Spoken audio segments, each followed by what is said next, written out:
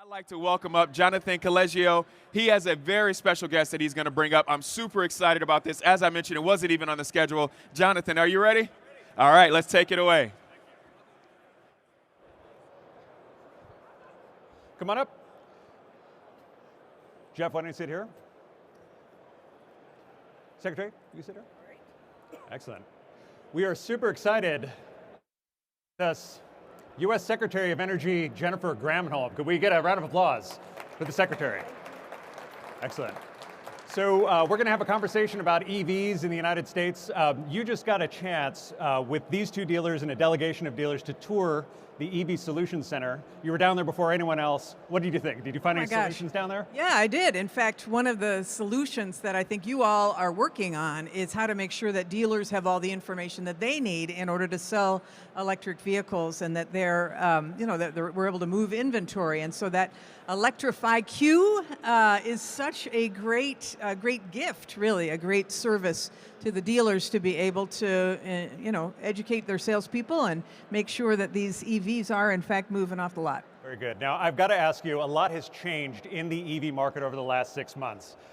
We've seen Ford slash its production of F-150 Lightnings by half.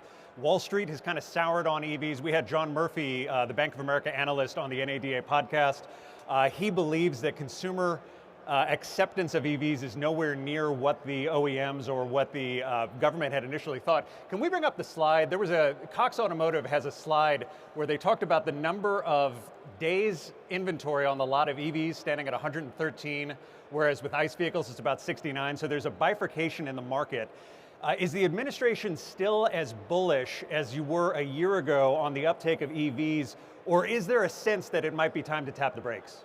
No, we don't think there should be tapping the brakes at all. In fact, this narrative, I think, yes, the OEMs were very bullish and saw where the trends are going, and I think those trends are still going in that direction. Perhaps not as quickly, and I think there are two reasons why. One is that people want to make sure that there is ability to charge, and we're working on that, and hopefully we'll talk about that in a minute. And the second is this question of affordability, right? And of course there was a lot of noise about cold weather and do EVs work and all of that. However, you guys heard from J.D. Power yesterday, and you saw that between 22 and 23, there was a 49% increase year over year in the sales of EVs. 23 to 24, another 51% increase. And Bloomberg, so we sold 1.4 million last year. Bloomberg is projecting that there will be another similar increase, so it'll be 1.9 million in 2024 if that pans out. Honestly, you guys are seeing this, and certainly those who purchase EVs, that 95% approval rating, if you will, for EVs. Once you go EV, you don't go back. And so it's just a question of time.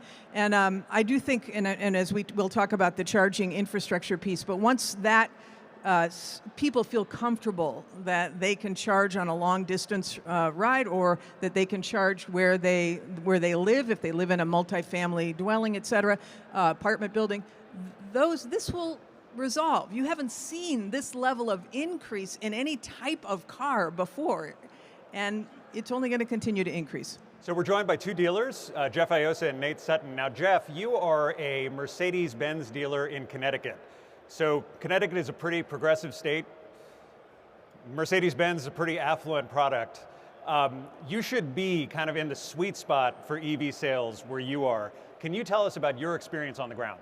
Sure, Jonathan. So, as you said, progressive, obviously very green-minded, and very affluent, right? Very wealthy. So, we do see a lot of customers that have interest. However, our inventory of battery electric vehicles supply is much greater than demand. And speaking of demand, plug-in hybrids. And here's the thing, the plug-in hybrid today in our brand and a lot of other brands are 50 to 60 mile range. The average person drives 36 miles a day. So it's a primary and a secondary car all in one. That's a car that we don't keep in inventory. That sells. It sells that quickly. Now, high demand. I'm glad that you brought that up.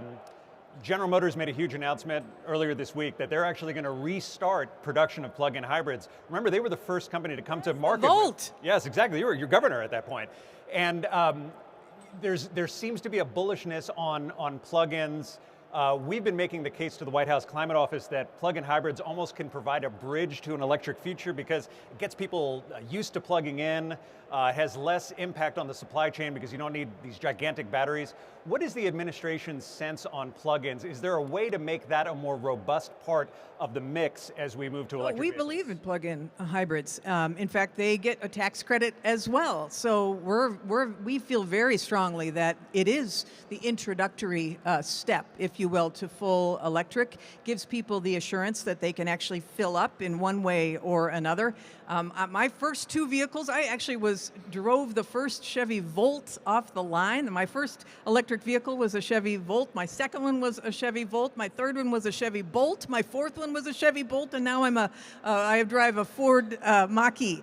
And I love them all of them. The Mach-E team, Mach-E over there. But the point is that it gives people some confidence. And while we figure out this charging station deployment, the infrastructure deployment, I think it is totally a viable option. I do think, though, yes, your average commuter is 40 miles, and yes, the range in a plug-in can get you there.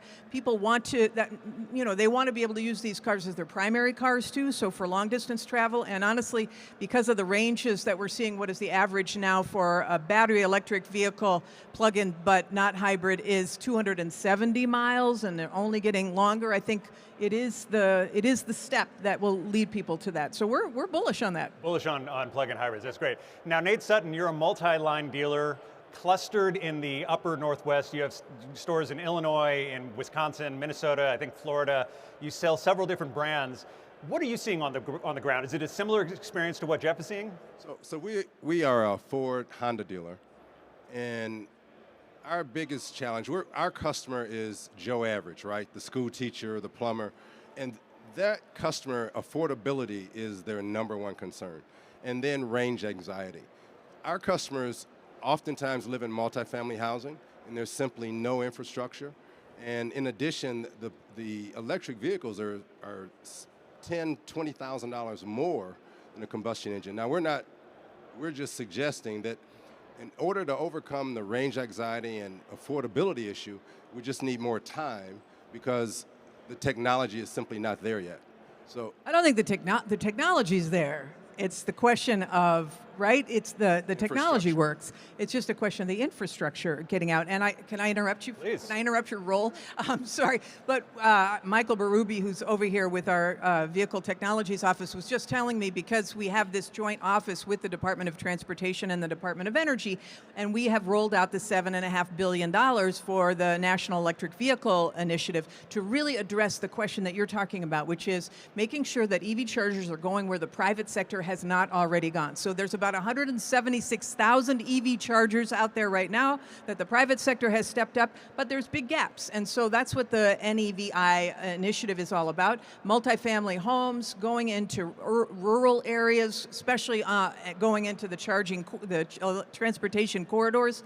Now, all of the money, all 50 states have a plan to do with and that plan has been approved by the federal government about rolling out their charging infrastructure to fill these gaps. They've all got the money in hand. 33 of them, Michael, have put out RFPs for the installation of those stations. 17 of them have already awarded contracts. We've seen the first ones actually be installed in Ohio and New York and Maine. And Pennsylvania, I think, as well. So this year will be the year of implementation to address that very question about how we fill the infrastructure gap to address range anxiety.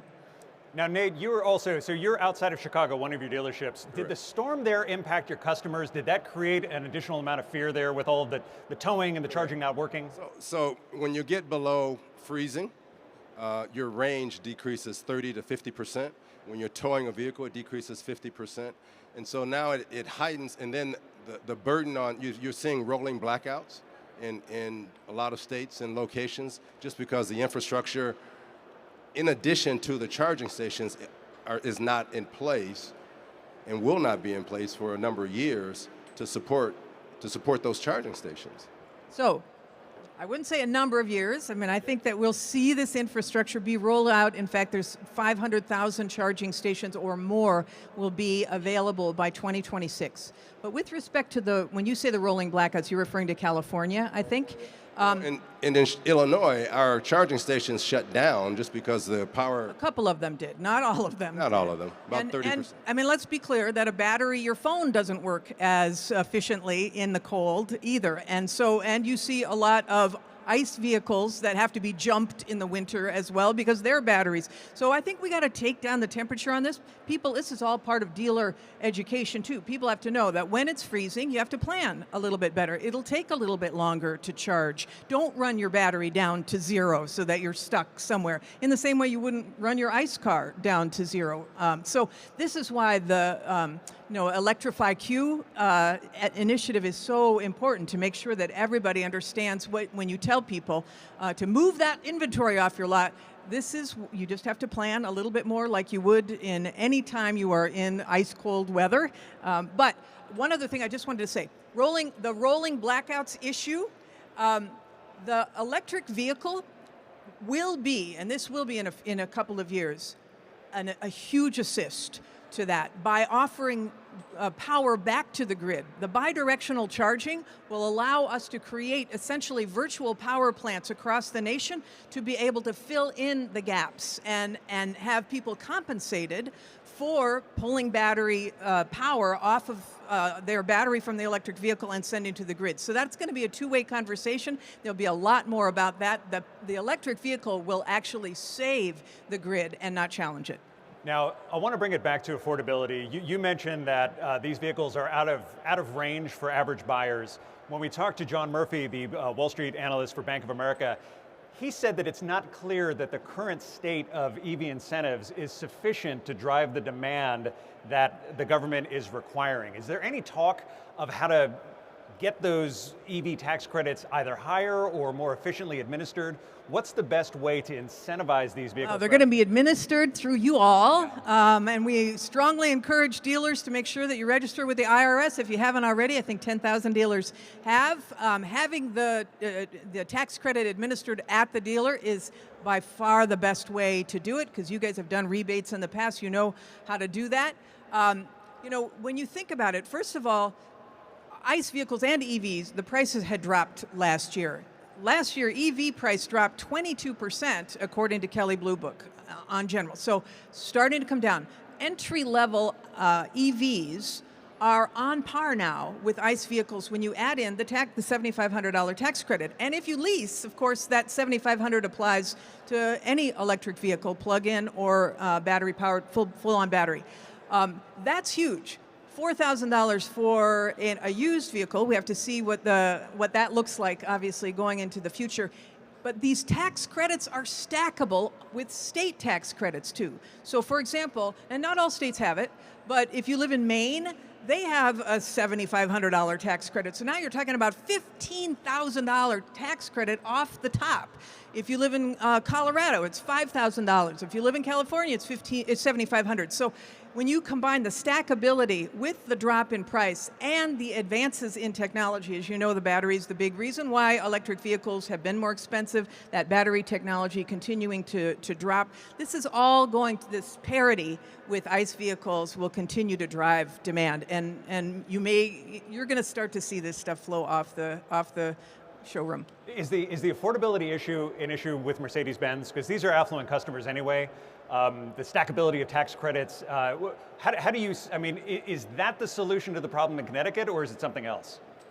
Great question, Jonathan. So I'm going to answer it by telling you that we are almost at 70% penetration on leasing on battery electric vehicles. How does that compare to combustion? In the high teens to low 20s.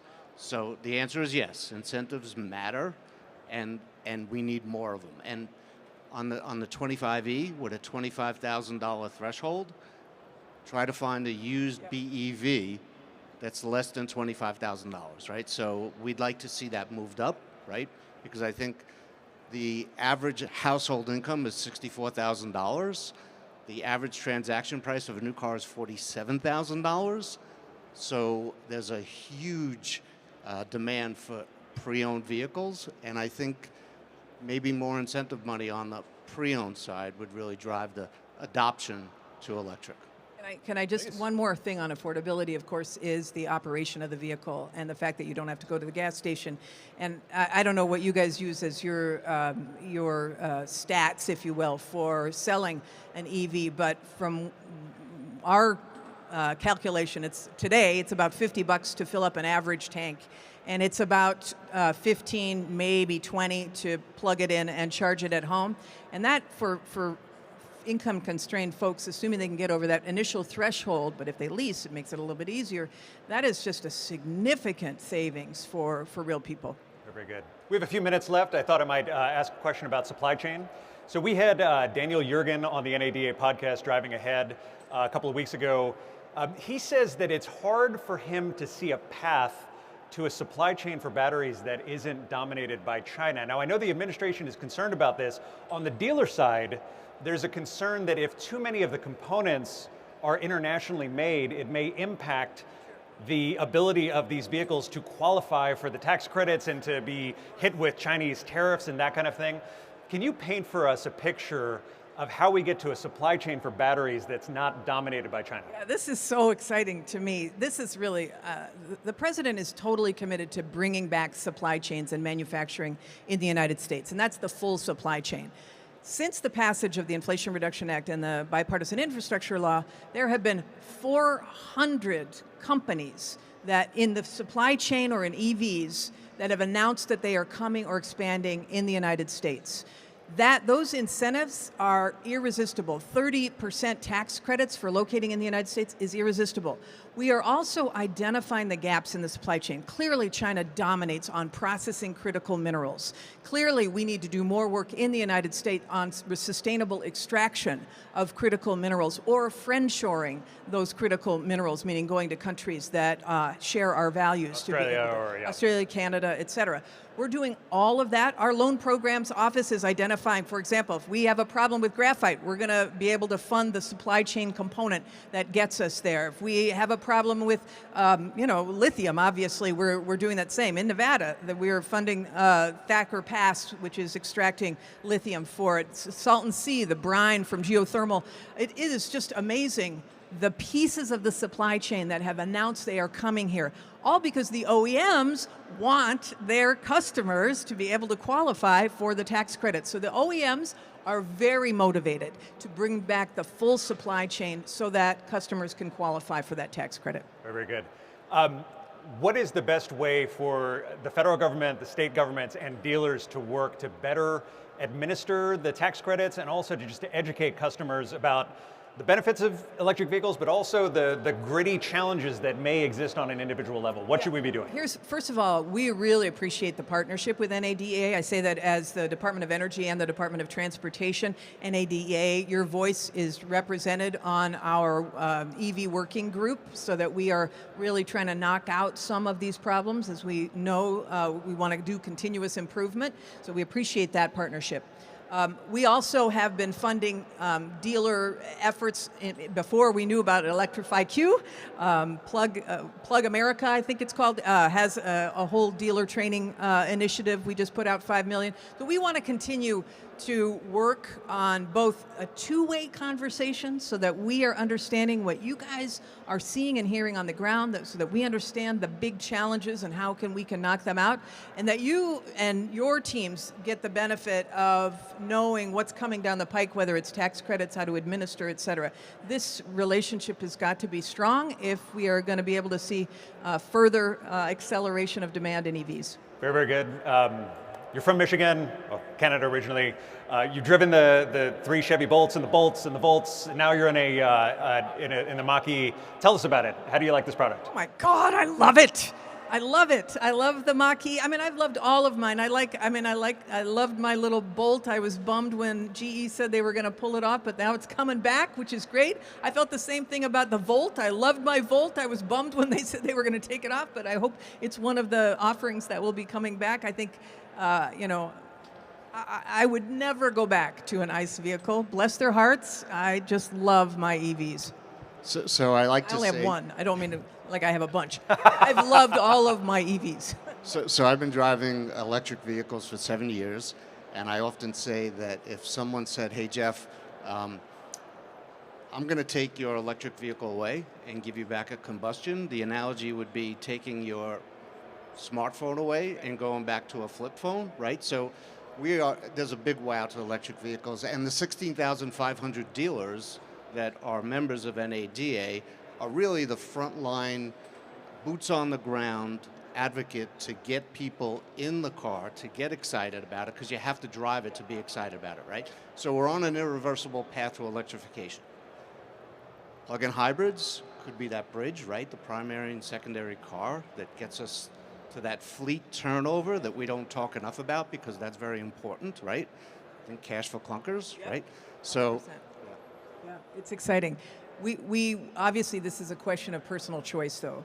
We're not jamming EVs down anybody. We want people to come to this because they've heard their neighbor, or they've read about it and they want to check it out, or they've talked to their trusted dealer and gotten the option to be able to drive. But the bottom line is, I think this is moving to electrification. I think we'll get to 50% EVs by 2030, and we want to get to 100% clean energy on our electricity grid by 2035.